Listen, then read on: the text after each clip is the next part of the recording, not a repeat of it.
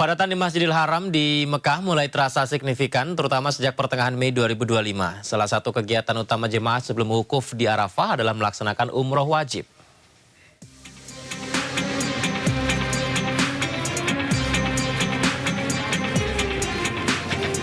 Musim Haji 2025, kepadatan di Masjidil Haram di Mekah mulai terasa signifikan, terutama sejak pertengahan Mei 2025 saat kedatangan gelombang pertama jemaah haji Indonesia dari Madinah.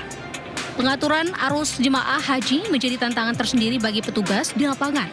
Salah satu kegiatan utama jemaah sebelum wukuf di Arafah adalah melaksanakan umroh wajib yang terdiri dari 3 rangkaian ibadah utama, yakni tawaf, sa'i, dan tahallul.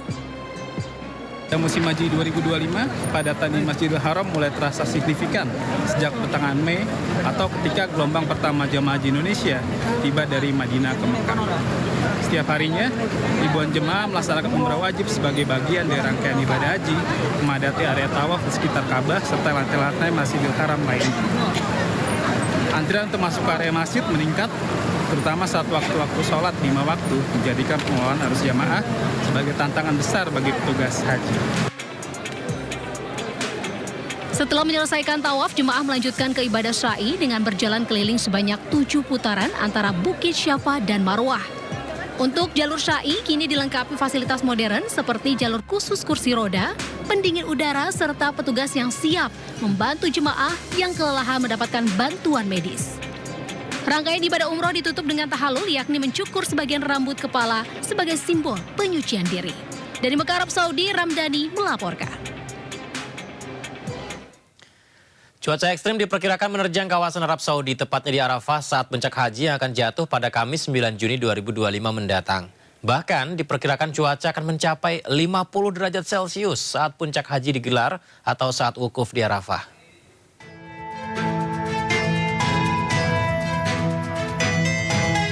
Jelang pelaksanaan puncak ibadah haji atau wukuf di Padang Arafah, cuaca ekstrim diperkirakan akan menerjang Arab Saudi. Bahkan, diperkirakan cuaca di Padang Arafah bisa mencapai 50 derajat Celcius.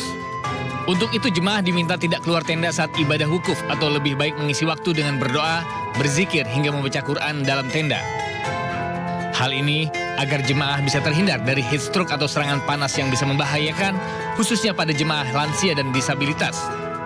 Saat ini, sejumlah fasilitas pendukung mulai dari toilet, listrik, hingga pendingin ruangan juga sudah disediakan pemerintah Arab Saudi agar jemaah merasa nyaman.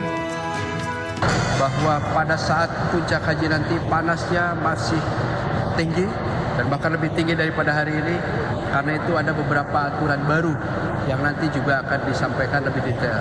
Tapi di Arafah yang pertama dijaga jamaah tidak keluar tenda tanpa ada kebutuhan yang khusus, gitu ya. Karena memang kita harapkan jamaah bisa terhindar dari heat stroke, ya, serangan panas, yaitu berbahaya. Sementara itu, usai wukuf jemaah akan melanjutkan ibadah mabit di Musdalifah, lalu ke Mina hingga melempar jumroh.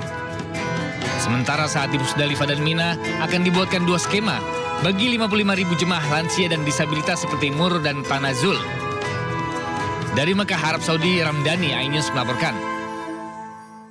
لبيك اللهم لبيك لبيك لا شريك